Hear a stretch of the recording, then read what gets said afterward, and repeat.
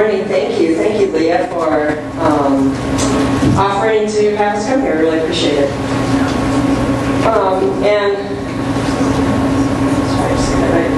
We would really like to express our appreciation to the American Democracy Project for this opportunity to have members of our legal team discuss what is a very important and sometimes difficult to understand constitutional issue.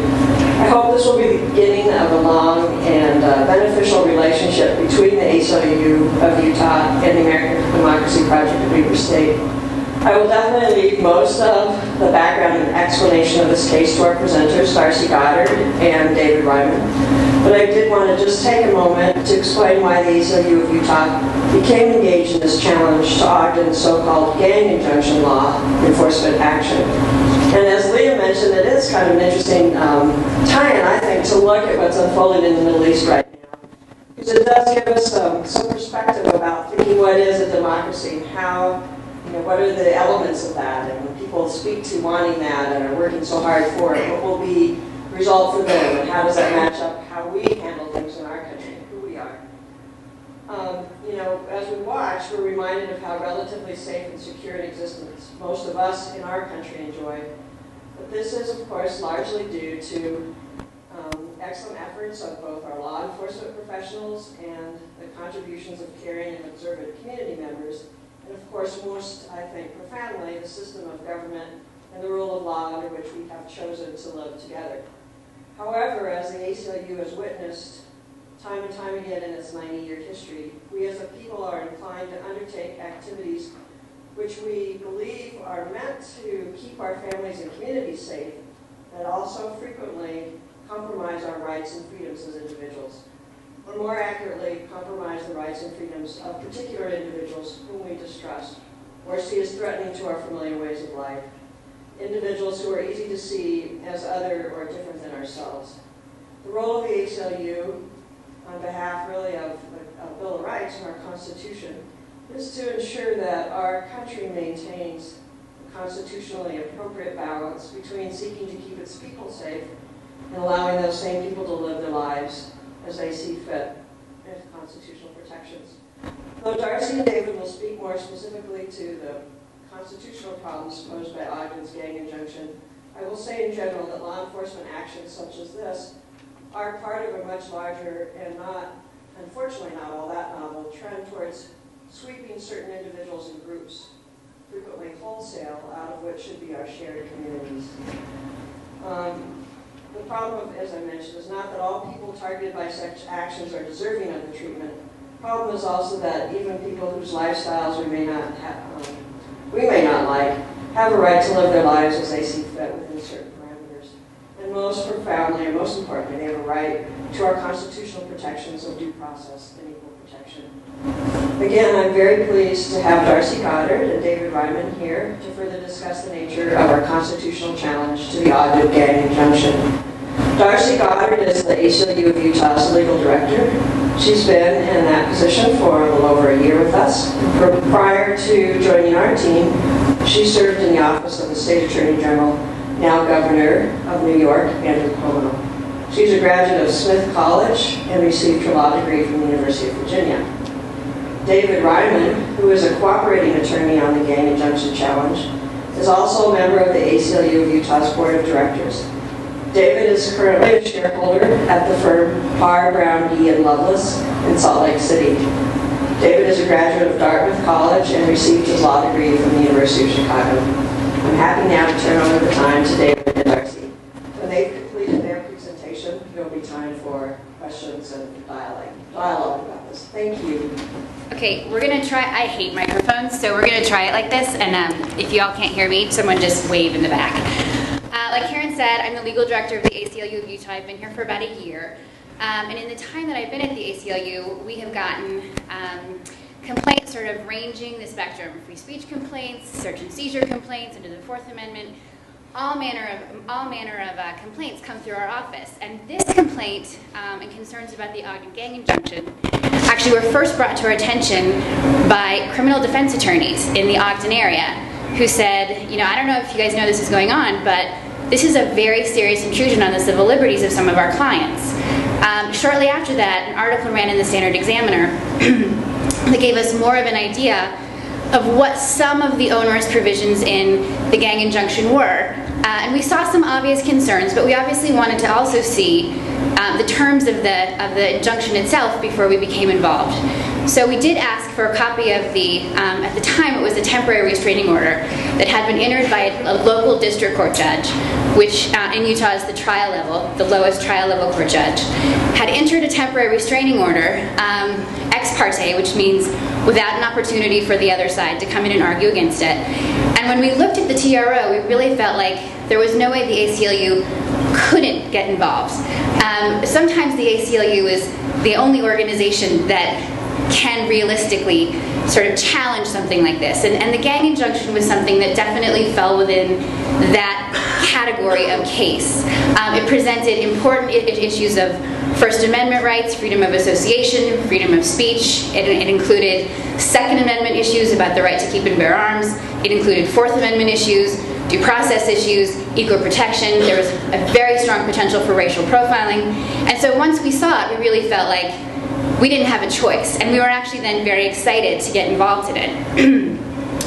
Other things that made the gang injunction very unique to us were, among other things, the geographic scope of the injunction. There are a few of these gang injunctions, mostly in California, but they originally, about 10 years ago, started with maybe looking at a 4 square block area. And some of them have been expanded, and I think the largest in California right now, which is being challenged by the ACLU of Southern California, is about 10 square miles. The Ogden gang injunction is well, I shouldn't say entire, it's almost the entire city of Ogden. It's 26 square miles, which is unprecedented in geographic scope for any of these gang injunctions anywhere in the country.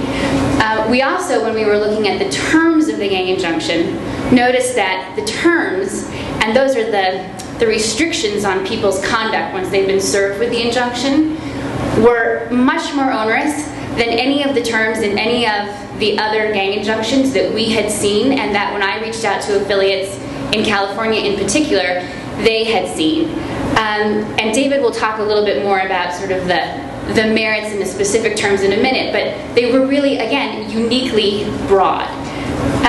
The other thing that was very interesting in this gang injunction, and especially at the TRO phase, but also when we went to a hearing on the merits of whether the temporary restraining order should be made a preliminary injunction, which is I don't know if you all are familiar with this, but the idea is you get a temporary restraining order, and you can get it ex parte, and the other side then has a very short period of time in which to argue that that temporary restraining order shouldn't be made a preliminary injunction. But you don't have a full hearing on the merits before a preliminary injunction is ordered. You do have some fact determinations, but you don't have a full hearing on the merits. After the preliminary injunction is entered, if it is, you move on to a fuller trial on the merits to see whether the preliminary injunction should become permanent. So we were at the stage where the TRO had been entered, the temporary restraining order had been entered, but it was before the preliminary injunction had been entered. And one of the interesting things about this injunction that, again, was very unique was that the only named defendant was the purported gang itself. It was the Ogden Trace, which was described in the papers as an unincorporated entity? Business association. Unincorporated business association. Association? Just an association. Just an association, no business. And so there's really, it's very difficult to find who to serve when you are to serve with process, so people have notice to come in and argue in front of the court that the TRO shouldn't become a preliminary injunction. And so what the county had done was pick a few, I think it was a total of about 20, alleged members of the gang, and had served them with copies of the papers, supposedly to give notice to all of the other gang members. They had also published in the back of the Standard Examiner, in the legal notices section, and I don't know if any of you have ever actually looked at the legal notices section in any paper. I have, only because I happen to be a lawyer and I've done it maybe twice in my entire life. The print on those is about this big. But they had also sort of published notice of the hearing in the back of the Standard Examiner, and that was the only way that notice had been given to all of the alleged gang members, or the supposed unincorporated association that was the gang itself, that they should come in and argue at this evidentiary hearing that the TRO shouldn't be turned into a preliminary injunction. So for us, that was also a unique aspect that we felt really required ACLU involvement, because at that point, who was going to be arguing the viewpoint of the gang or all of its individual members? So again, we sort of reached out to our affiliates in other states, researched what the parameters were, found David Ryman, who is, again, one of our board members and is an excellent cooperating attorney who agreed to assist us in this matter. Procedurally, we didn't have a client, per se, and we didn't have anybody coming to us and saying, I represent the gang, will you please represent me in court? Because as you can imagine, very few people are going to be willing to stand up and say, I represent the gang, the Ogden Trace. So we tried to get involved in two ways. We filed an amicus brief, which is called it's a friend of the court brief. And it's where you come in and you say, our organization can offer the court a unique perspective, and a perspective that is otherwise not represented, as to why we think this is unconstitutional. And in addition to filing the amicus brief, we filed a motion for, in the alternative, if the court refused to accept our amicus brief, to allow us to intervene as a party so that we could go forward and make these arguments in front of the court. At the first day of the two-day evidentiary hearing, the court did allow us to argue our motion to file an amicus brief or to intervene. He denied it. So at that point, we did not have any official say in what was going on. But we did stay and we sort of observed it. And we did also help some of the criminal defense attorneys, two of them, who had shown up with a total of 4 people who had been served with a copy of the injunction. Again, just for notice purposes. They weren't named on the papers. They weren't named defendants. But they did show up in court and did make some arguments against the entry of the preliminary injunction. And we did assist them behind the scenes in that. And to further discuss sort of how we assisted them and the arguments that we helped them make, David Ryman is going to talk a little bit about the merits of the injunction and our arguments against it. Thanks, Darcy. So, a couple things that make this situation weird, just the idea of getting an injunction against a gang that you may not be familiar with. The first thing is that this is a civil proceeding, not a criminal one. So we have criminal laws that already make illegal things like graffiti, shooting people, stabbing people, things that the gang injunction is designed to prevent. But the prosecutor's idea in this case, and the whole idea behind gang injunctions, is to go into a civil proceeding, which is usually reserved for disputes between private parties, and to get an injunction to prevent activities that may lead to crimes. So, has anyone seen the movie Minority Report?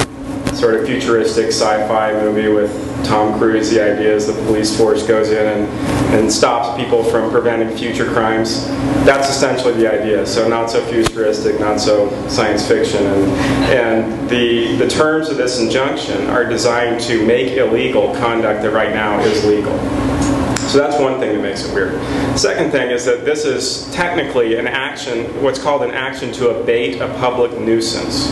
That's the basis of the entire injunction. So public nuisance is an ancient concept, but historically it referred to things like if you build a fence across a public road, you've created a nuisance that interferes with the public's right of access. Or, you know, if you run a factory and you're dumping a bunch of pollution into the city's drinking water, that's like a public nuisance. This idea that you can take an identified group of people who are disaffected or that you think might pose future dangerousness risks and label them a public nuisance is a dangerous idea, but it's the one that's behind this type of remedy. And just so you get an idea of how broad this idea of public nuisance is, it's defined in Utah law as anything that annoys 3 or more people or offends public decency, you know. So you can imagine how far that can be stretched in communities, particularly where you have situations where minorities, I don't mean racial minorities, but any type of minority group is at the will of the majority's definition of what's publicly decent or what's annoying. So the Supreme Court has dealt with these issues in the past, and in a trio of cases, but a couple in particular dealing with similar situations. One was a skinhead rally, and the other dealt with people who were protesting outside an abortion clinic. And they have said that these types of remedies, a civil injunction to restrain conduct that would otherwise be legal, is a very, very extraordinary remedy and subject to very strict constitutional safeguards. And generally speaking, it has to be narrowly tailored to a specific objective. It can't be any broader than is necessary to accomplish the legitimate state purpose. And it can burden no more speech than is necessary to accomplish that goal. It also can't be vague as to what's prohibited, and it can't allow police officers enough discretion that it invites arbitrary and discriminatory enforcement. So that's the backdrop. And against that backdrop, we have the injunction that was entered by Judge Jones here, which, as Darcy mentioned, as far as we can tell, is unprecedented. It's the only time it's ever been done in Utah, but it's unprecedented in scope, even from the California courts that we believe have wrongly entered narrower injunctions in the past. One of those reasons is, as Darcy mentioned, it covers the entire city of Ogden. You know, just to give you an example of why that matters, the sort of seminal case out of California, the Acuna case that all of the other injunctions in California have been based on, and what Judge Jones based this injunction on. It dealt with 4 square blocks where none of the people in this alleged gang, and by the way, there were only 17 people sued in that case, and they were all named. It wasn't against the gang attempting to bind 500 people like they've done here. But it dealt with 4 square blocks where all of these defendants did not live but went during the day to sell drugs. And they had essentially turned a 4 square block area into an occupied territory, which terrorized the residents of that 4 square block area. And so the court said, I don't think this was the right holding, but you can understand the reasoning behind it, that it is legitimate and doesn't curtail their fundamental rights to live and associate, to prevent them from going to the place where they don't live and conducting criminal activity. What they have done here in Ogden by covering the entire city is to say, and I'll talk in just a second about what it specifically does, but you can't associate, you can't have felt tip markers, you can't have alcohol in the entire city of Ogden, which affects the people that are covered by this injunction, hundreds of people, where they live, where they worship, where they shop, where they associate with their friends. Very different from what has ever been done before. So that was very disturbing. If you are arrested for violating this injunction, you are guilty of a Class B misdemeanor, or charged with a Class B misdemeanor, and you essentially get prosecuted at that point. The state has taken, or the county has taken the position that if you're in that type of proceeding and you've been arrested for doing something like associating with another person they think is a gang member, you don't have the right to, you can say I'm not a member of the gang, but you don't have the right to challenge the underlying injunction that's been entered. Even though you've never had your day in court, you weren't served prior to the injunction being entered, you weren't part of the original proceedings, that essentially has, that ship has sailed, and those have become essentially the equivalent of a criminal law, criminalizing conduct that's not criminal for anyone else, just for the member of the gang. So that was disturbing. So against that backdrop, here's what the injunction actually does. There's been a lot sort of written in the paper, and I don't know how many of you have had a chance to read the actual document, but it's pretty stunning, some of the things that are prohibited. And keep in mind, these are all legal. This is all legal conduct that is criminalized by this civil order.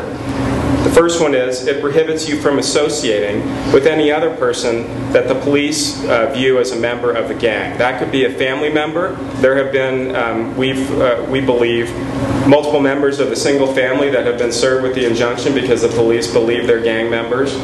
And that means they can't associate anywhere in public or in public view, which arguably means you can't stand in front of your front window, you can't be on your porch, with another member of your family. No exception for family members. The only exceptions are if you're in church or you're in school, but you can't travel to church together, you can't carpool to school together. So you can go separately and meet inside a church or a school. You can't go to work together, you can't be at work together. And the association ban isn't limited to criminal purposes. It's just limited to association, purely association, on the theory that no matter what these people are doing, it must be a precursor to something bad. There's a long-standing right to freedom of association in this country that derives both from the First Amendment and the Due Process Clause, and this provision, we believe, is a pretty clear violation of it. At the very least, it's way broader than is necessary to accomplish the goal of preventing criminal activity.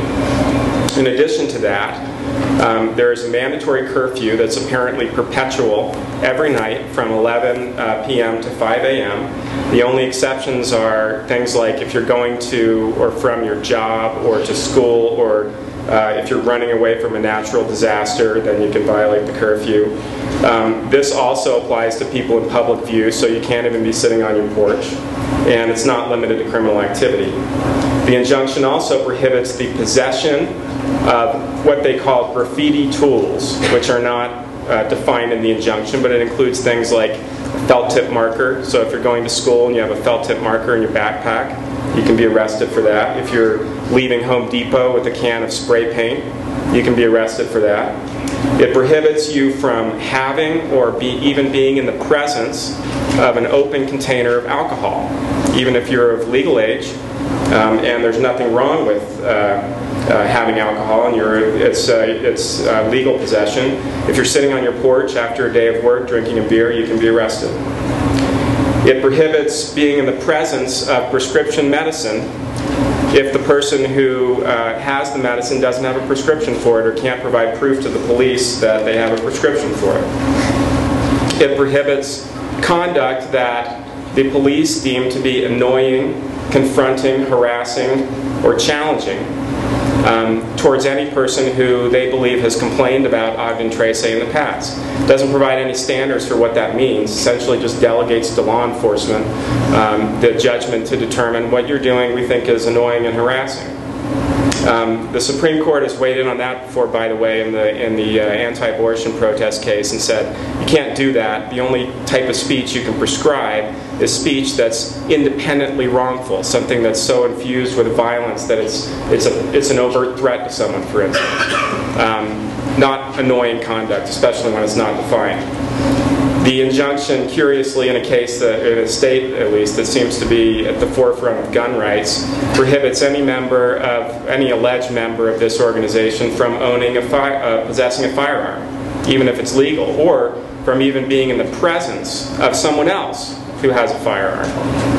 It prohibits what it defines as trespass, but the injunction defines that differently than the state law does, to require someone to have the written permission of a property owner to go onto or be on their property. So, for instance, if you're someone's neighbor and you agree to go over and water their plants or feed their cats while they're out of town, you can be arrested for doing that unless you have a written note saying you can be on the property. And the last provision, which is my favorite one, commands every alleged member of this organization, hundreds of people, to obey all laws, which, you know, there already is an obligation to obey all laws, of course, but now what this injunction does is it elevates infractions of minor laws like jaywalking to a gang crime, so that you can now be arrested for violating a gang injunction, even if what you're doing is not anything significant, with the accompanying stigma that relates to that. So the other thing that's disturbing, I mean, that's a lot of crimes, and crimes for legal conduct that sweep people into a situation where they can be arrested for living their daily lives. One of the disturbing things that's already happened, and there have been, we think, dozens of arrests just for violating the injunction, but if the police find you doing something that violates the injunction, like walking with your brother down the street, they can arrest you for violating the injunction and then search you without probable cause, other than the injunction arrest, for evidence of other crimes. And so there already are people, we believe, that are being prosecuted for criminal violations for having possession of drugs or things of that sort, the evidence of which was gained only because these people violated the injunction. Just one last point, and then I'll turn it back over to Darcy. You may be thinking that all of these rights are important, but the goal of eradicating gang-related crime is important too, and so it's a balancing act, and that's a valid position. And it would be even more valid if there were any empirical evidence that measures like this that restrict rights actually were effective in reducing gang-related crime. There's been over a decade of experience of this in California, and there is a lack of any statistical evidence that these types of gang injunctions have any long-term measurable impact on actually reducing gang-related crime. What the statistics actually show is if there's any reduction, it's temporary. More often than not, what it does is just push people out to other areas, and so if you look at the area as a whole, gang-related crime doesn't abate at all. And it can actually be counterproductive because it stigmatizes members of the alleged gang, increases coherence within the gang, and interferes with measures that are actually effective at dealing with gang membership, like community outreach. Members of the gang are unlikely to leave the gang if they've already been branded a gang member and unable to associate. And they're much less likely to respond to community outreach efforts if they are being stigmatized and labeled by the government as members of a gang that should be treated differently from every other citizen. So we made all those arguments to the district court. He disagreed, denied or granted the injunction essentially verbatim as the county had requested it. He even said in his bench ruling, I have no idea if this is going to work or not, but let's just give it a try anyway. And that's where it ended up in district court. And I would just make one minor correction to what David just said, although everything else he said was perfect. We actually were not allowed to make those arguments in front of the district court because our motion to intervene or to file an amicus brief was denied. We were able to turn our briefs over to some of the two defense attorneys who were still there and were allowed to speak, and they did make some of those arguments. But we, the ACLU of Utah and David, we were not allowed to make those arguments. After the preliminary injunction was entered, we really felt very strongly that this was such an intrusion on the fundamental liberties of the people who were being served with the injunction that we couldn't just let it percolate through the lower courts for the next 2 years before eventually it would get up to, hopefully, the Utah Supreme Court, and the merits of this injunction and all of its onerous terms could really be vetted by the highest appellate court in the state of Utah. So the ACLU, again with David's assistance, filed a petition for extraordinary relief in the Utah Supreme Court. And that consisted of a couple of different components. We filed a petition for them to hear on an expedited basis the merits of the gang injunction, telling them that it was so important that they should not allow it to percolate up from the lower courts and instead should rule on it immediately. We also asked them to enter an injunction to enjoin the injunction, making it so that while the appeal was pending, the county of Weber and Ogden could no longer be serving people with the injunction and arresting them for violating the terms of it. In what was actually, I'm told, a very unusual move, and again, I've only been in Utah for about a year now, but it would be extraordinary in any of the other states where I've practiced as well. The court decided to have oral argument on the petition for extraordinary relief and asked for supplemental briefing specific to the issue of service and whether the gang, as the unincorporated association, had been properly served with this as the only named defendant in the civil case by merely publishing the notice in the back of the Standard Examiner and by serving a few sort of scattered members of the gang, which purported to give notice to the entire gang, but there had been no showing, for example, that these were the leaders of the gang or they were sufficiently incorporated that they could actually apprise all the other over 300 members of the gang to give them notice. By the time of the oral argument, which was, I want to say, 2 months or so after the injunction had been entered, over 65 alleged gang members of the Ogden Trace had already been served with terms of the injunction, and as reported to us, there were at least 3 criminal prosecutions that had already been started based on violations of the injunction, and at least 2 of them that were reported to us were for the mere fact of being out of their homes and driving in a car, not engaging in criminal activity after 11 p.m. at night. What was told to us, it was about 11:20 p.m. and they were coming back from the hospital. So we really sort of felt like it was very important to go forward, and David argued the case for us in front of the Utah Supreme Court, and so he will talk again about the merits. Yeah, it was, like Darcy said, it was a weird, I've never seen the Supreme Court set an oral argument just on a motion like this, and they were as engaged as any hearing I've ever seen, especially any I've ever been involved with, which made what happened next so bizarre, because they have if you go up in the middle of a case like this, the Supreme Court can say, we don't want to deal with you right now, we'll wait till the entire case is over. You have to convince them that there's a reason they should weigh in right now. This was right in the middle of the change in justices that recently happened on the Utah Supreme Court, and for whatever reason, after making us do all this additional work, come down and argue in this unprecedented setting and seemingly being very interested, they said, well, we don't want to deal with you right now, we'll wait till the case is done, and then we'll review it at that time. And so as far as where the case is at this point, it's back down in district court, and Darcy can tell you specifically what's going on there. But the Supreme Court for now has not, it's been reported in some of the papers, so it's been upheld in the Supreme Court. That hasn't happened. All they've said is, we're not going to intervene at this time, we're not going to stay it, we'll wait till it's done. Eventually, if the judge in the district court says, I'm going to make this injunction permanent, which means in perpetuity, these hundreds of people are prohibited from associating, their curfew lasts forever, you can only opt out of the injunction if you renounce gang life and promise to get no more tattoos and the other things that the injunction actually requires, I'm not making that up, then at that point the parties will have a right to go back up to the Utah Supreme Court, and the Utah Supreme Court won't be able to defer. And so eventually that may be where it ends up. But right now, maybe you can say what's going on in district court. And maybe these guys can talk more specifically about it. We actually have two of the deputy county attorneys who've been involved in this in the audience today. So if anyone wants to ask them questions later, maybe they would be amenable to that, I don't know. But what we've been told about the current status of the lower court proceeding and the current status of how the injunction is being enforced in Weber is as follows. First, we're told that the evidentiary hearing on whether, the full evidentiary hearing on whether the preliminary injunction should become permanent has still not happened, and there is no date set for when it will happen.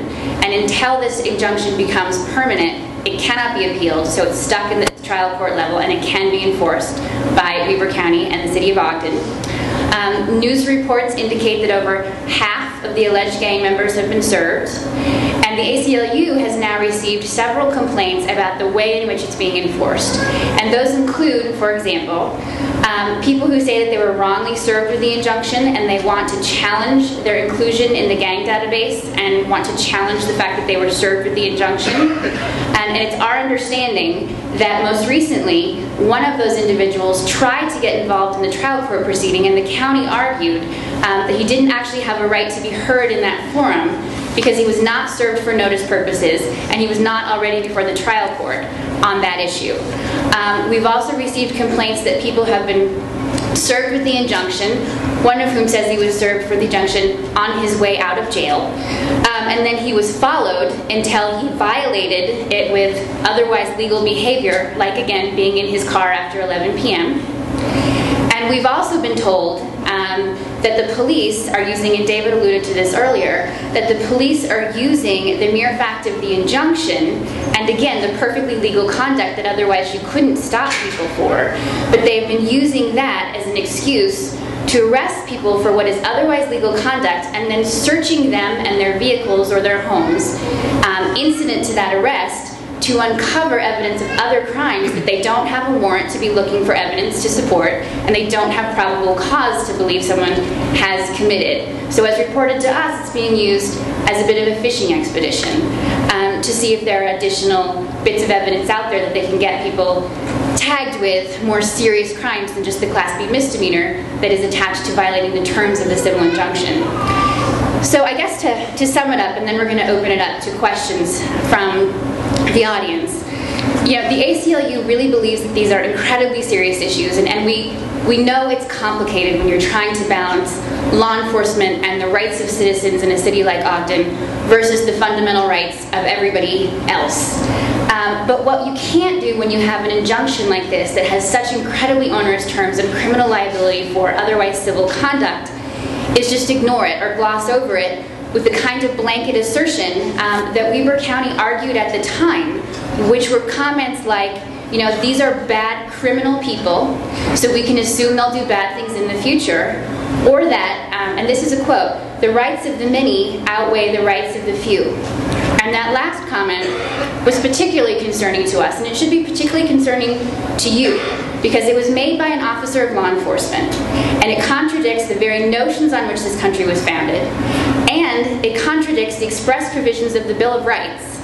And if you've all read the Bill of Rights, and I hope you have, it is without question drafted and explicitly intended by its plain language to protect the very rights of the few against the wishes of the many, and that includes the state and it includes the county of Weber. So I think with that, we'll open it up to questions, and we invite any questions you have.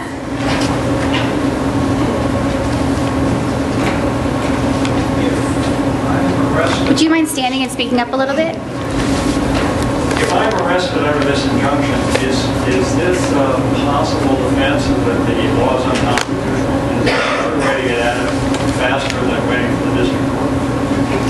Yeah, Can you repeat the question? sure. The question was, if you're arrested, can you mount a constitutional challenge to the injunction, saying that it was unconstitutional?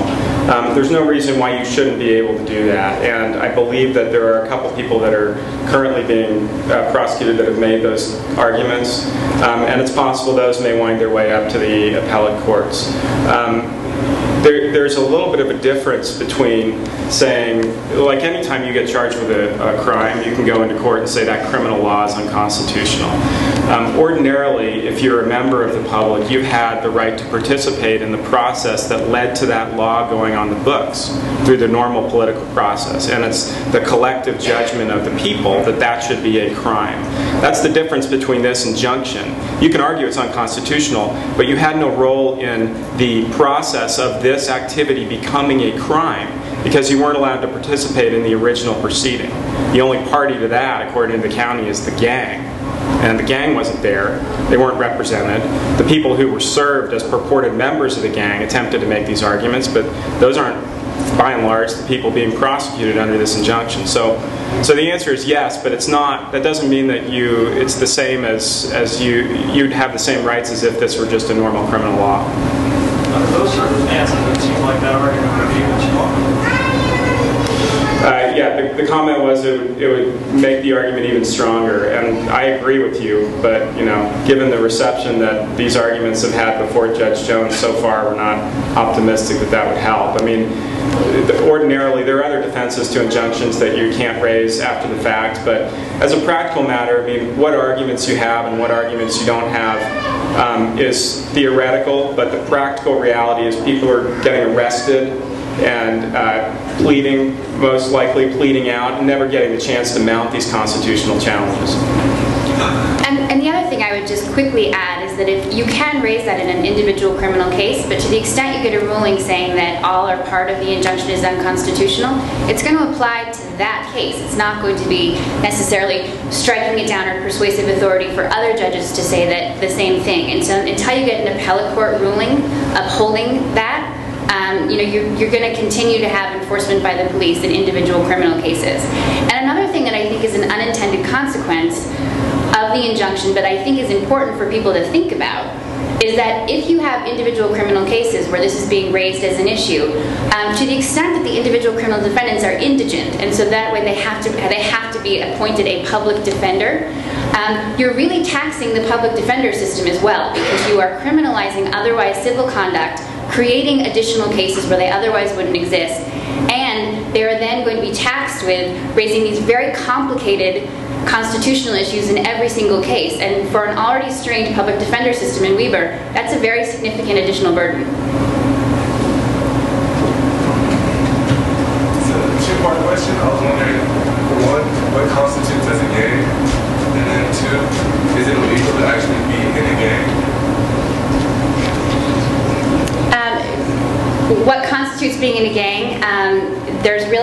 description that I could give you for that. I mean, it's sort of what police deem to be a gang, and it was one of the arguments that we have here. You know, what constitutes being a member of a gang and what exactly is the Ogden Trace is kind of a complicated question. And to answer your other question, no, it's not illegal in and of itself to be a member of a gang, unless David has additional thoughts on that.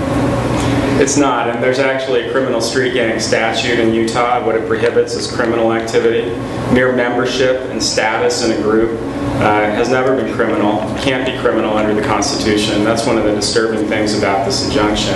And just to put that in perspective, I mean, some of you may be thinking of this as an awful group. They've terrorized our community, and we don't really care if their rights get taken away.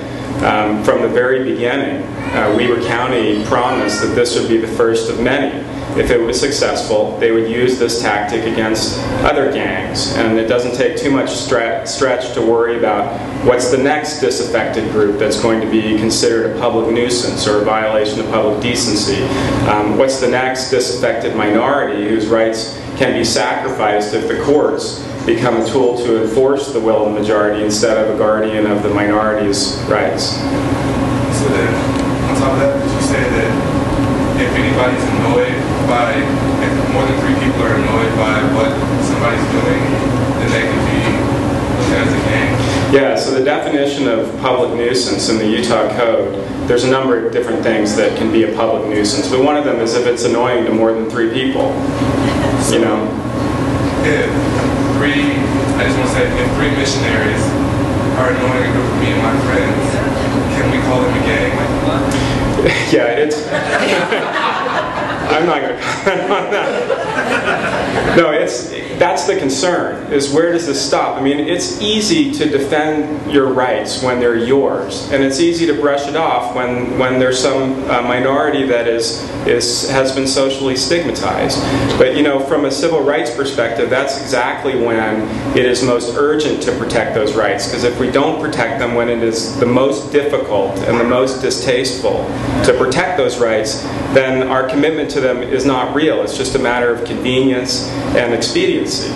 And that is why the organization, the ACLU, has been so involved in these gang injunctions, because it is like a watershed where the courts are being used to enforce civil norms of the majority, reversing the role of the court as the guardian of the minority, which historically has been. And when you link that with this concept of a public nuisance that was historically limited to things that were clearly improper and affecting the rights of the community, you transform that into a means to civilly criminalize conduct that is otherwise legal for disaffected groups, it is very difficult to see where that ends. How about you? It sounds like you've looked at other ordinances in other states. Do you know of any ordinance of this nature which has been targeted at non-Hispanic white people? No, I don't. What I can tell you is that there are some gangs that are of mixed races that have been targeted, but I don't know of any. The issue of racial profiling is obviously a real one. All I can say is it's not universally true of every gang that it is just being targeted because it is a particular race composition, but it certainly makes it easier and more palatable to the general public to say, we're just targeting this particular gang. It's not even the only gang in Ogden, you know? It's just one particular gang that is being treated differently from every other citizen. So Ogden City's put an injunction out to prevent crimes with gang members. What do you guys see as a better way to prevent future crimes? From our perspective, it is and should be sufficient to actually enforce the criminal laws as they exist on the books. What I think is a concern is saying that you're trying to prevent future crimes by criminalizing otherwise completely legal conduct through a civil action and a civil injunction. So for example, the mere fact that an alleged gang member is out at night after 11 p.m. isn't particularly indicative of anything. It certainly doesn't mean that every time he leaves his house after 11 p.m. he's going to commit a crime. The same is true for having a felt tip marker. The same is true for sitting on his front porch and drinking alcohol. The mere fact that you're engaging in conduct that the county has deemed questionable and of potential precursor to crime, at least in their minds, doesn't mean that it's something that is necessarily going to be effective as a law enforcement tool. And the social science research that we've seen so far actually indicates that, if anything, these kind of gang injunctions are counterproductive to effective law enforcement. But remember, nothing in this injunction precludes from the police from enforcing actual criminal laws. So if someone is out after 11 p.m. and he or she is actually engaging in illegal conduct, you can pick them up and charge them for that illegal conduct. Yeah, and always have been able to. And I would only just add that there are, this is a novelty approach to gang violence. There are gangs all across the country. Not every jurisdiction has seen it necessary to deal with gangs with this type of novel approach. And there are plenty of ways to deal with gangs that have nothing to do with criminalizing legal conduct, like community outreach, social work, attempts to integrate people back into community groups instead of having them look for the surrogate social system that gangs sometimes provide. How much work would it take for a policeman to label me as a member of Ogden prison? They need to tick off. What was the question, please? I'm sorry. The question was, what would it take for the police to label this gentleman a member of the gang? It's an excellent question. Apparently they have 8 factors that are gang related, and you have to meet 2 of them. So you could be wearing a Mehmet Okur jersey, because he was number 13, jazz jersey. That's an indicator of gang membership. If you have a tattoo that they consider gang related, that could be gang. That could be indicia.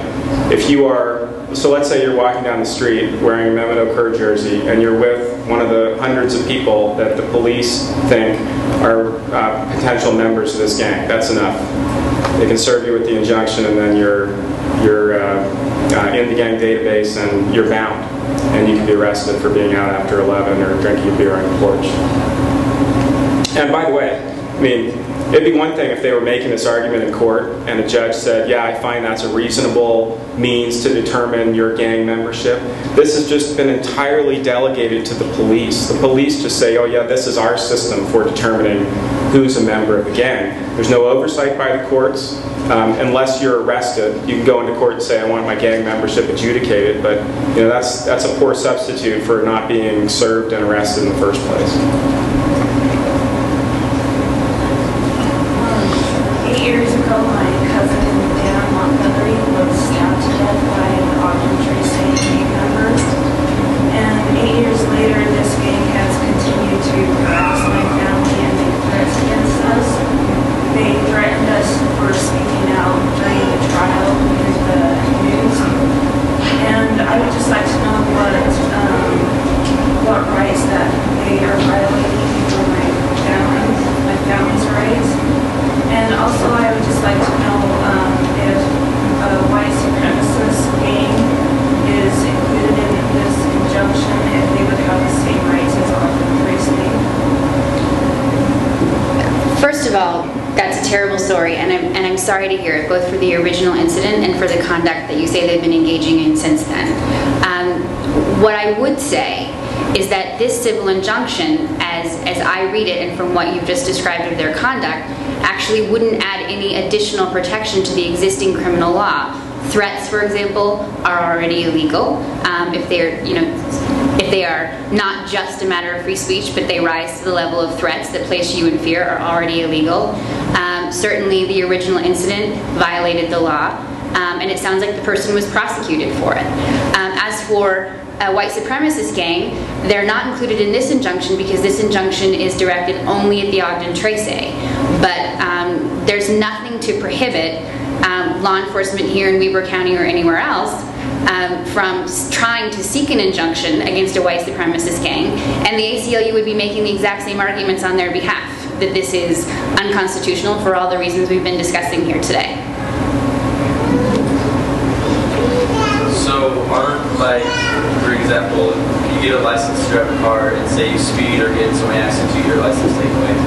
So it's more of a privilege. So when they're, I guess, being a nuisance to the public, don't their rights get taken away because it's I guess they should be more privileges of being together, because if they're, you know, creating problems for everybody else, and which is dangerous, or I guess, yeah, just a nuisance, shouldn't their rights be taken away?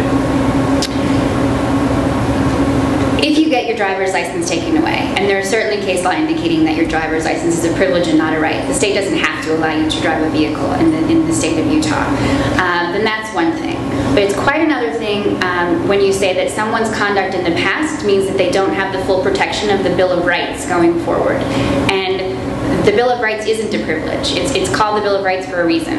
And it's not something that you can take away based on past conduct. And again, if at a given time individual gang members are engaging in conduct that rises to the level of criminal activity, threatening someone, engaging in violence, graffiti, anything like that, they can be picked up for violating the existing criminal law. But I just can't stress strongly enough that it's important to sort of step back and think about what would happen in this country if we started to say that based on past behavior, people are no longer entitled to the protections afforded to them by the Constitution. Yeah, and just one additional comment. It's not even past behavior. This is essentially creating a status crime. So some of these people may have committed crimes in the past, and if they did and they've been prosecuted and they've done their time, there are consequences that come with that are entirely separate from the need to criminalize it. But there are many people who have been served with this injunction that have no criminal record or haven't committed crimes in the past. And just because the police deem someone to be a member of the gang, they now become subject to the provisions of the injunction, which create new crimes that infringe on fundamental rights, not just privileges. How is it that one gang cannot be determined when there are several gangs and several of them being members of all races? The question was, why is this particular gang, how can they target just one gang when there are a number of gangs in Ogden? Probably the practical answer to you is that they're waiting to see if this works, and if it does, they're going to go after other gangs. But your question highlights the disconnect between this type of remedy, going into court saying, we're going to pick a particular group that we don't like, maybe the most notorious, that's the least sympathetic and the most likely to get us the win, and seek an injunction against that group, and then we'll go in piecemeal, and if we get around to the other gangs, that's fine. Very different than the legislative process, or how this is normally done, where you pass an ordinance that is of general application, or a criminal law that is of general application and applies to everyone equally. So right now in Ogden, you have people in this alleged gang, the Trace gang, being treated differently than members of a similarly situated, equal situation for another gang that may be just as bad from a social standpoint. And if they, the idea that they will eventually get around to those gangs and therefore everyone at least that's an alleged gang member will be treated equally with each other is the exact reason that you address criminal laws and crimes through laws and ordinances that apply to everyone equally. Does Weaver County put out any criteria for what they're considering success? I think if they win in the Utah Supreme Court and there are no more appeals and the injunction is upheld, I don't know. You'd have to ask them. No, I mean as far as the gang problem. Oh, I don't know. I don't know whether they've been measuring what success means. Like I said before, I mean, success within the city of Ogden isn't necessarily success for us as a society as a whole, because if people are just being pushed to outlying communities and crime is not actually abating, it's not really success. Maybe success for one small area, but socially it's not success. Although I would say that if you read the Standard Examiner, they have made comments publicly about the number of people who've been served with the injunction, which I think right now, the most recent thing I read was about 150, so about half of the alleged gang members. I imagine they would think that that is a success. And they do have some criminal prosecutions that are rising out of it, which from a law enforcement perspective, presumably they would also see as a success. You had a question? Yeah, I was wondering, for one, do you have to be served with a written notice in order for the injunction to apply to you? Or is word of mouth considered being served when they say that they served you before and they were supposed to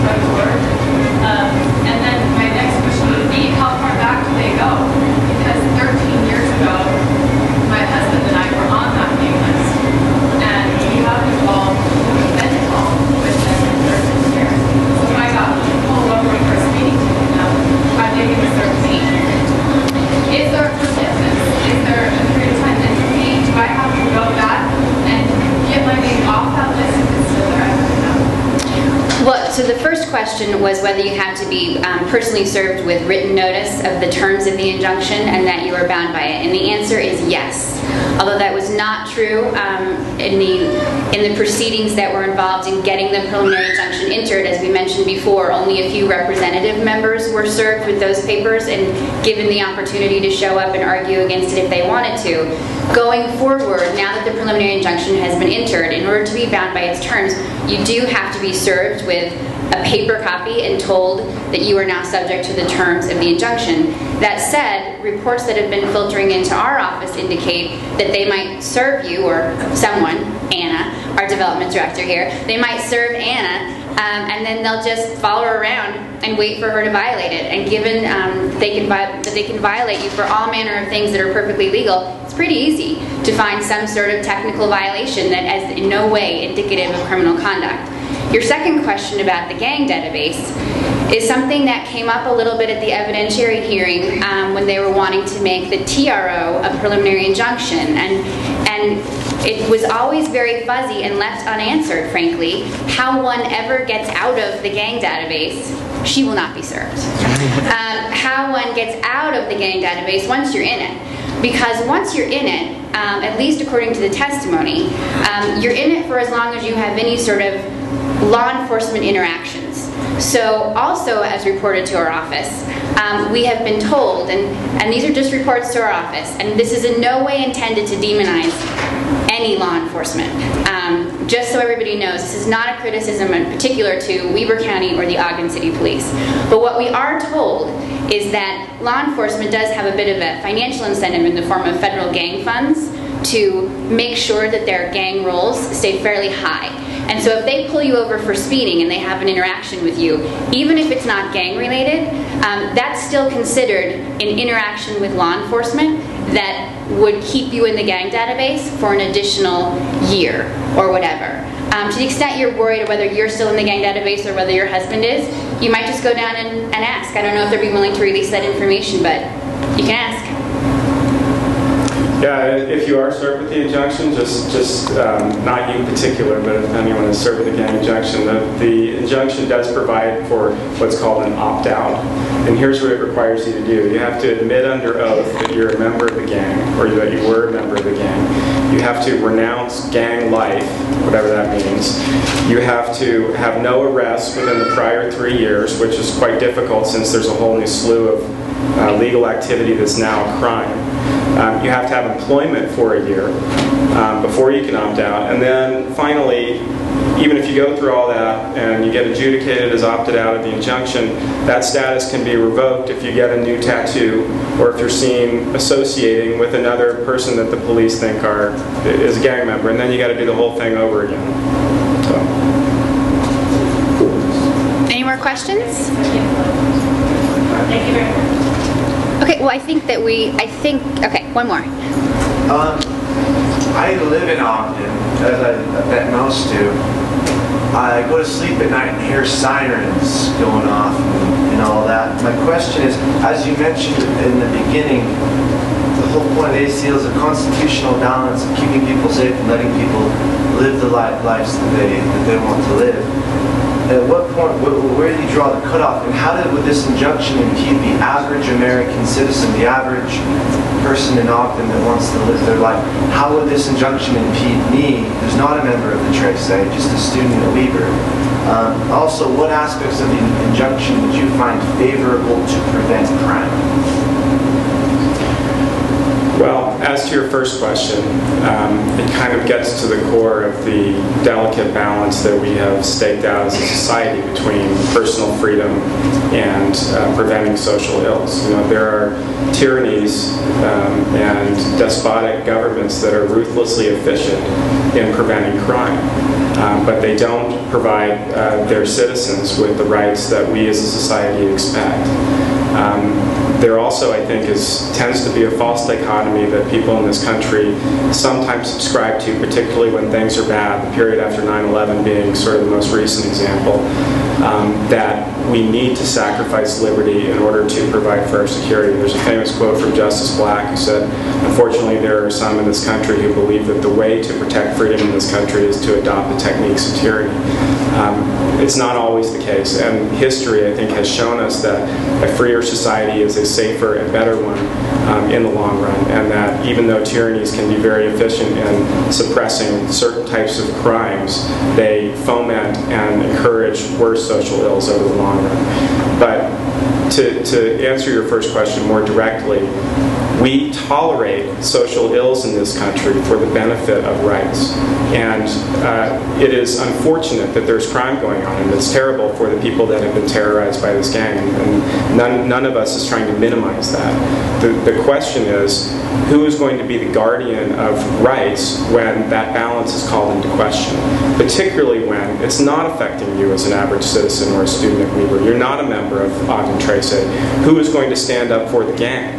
And if no one stands up for them, then the next time the prosecutors decide that someone is a public nuisance, you may be a member of that group. Maybe the next time it'll be an ACLU gathering that's creating a public nuisance. Maybe it's a group of people marching on the Capitol protesting the immigration bill that's being debated right now. They could be offending public decency or annoying more than 3 people. And so as I said before, it's easy to stand up for your rights when it affects you. It's hard to do it when it doesn't affect you, and it affects someone that you may hate or have serious distaste for.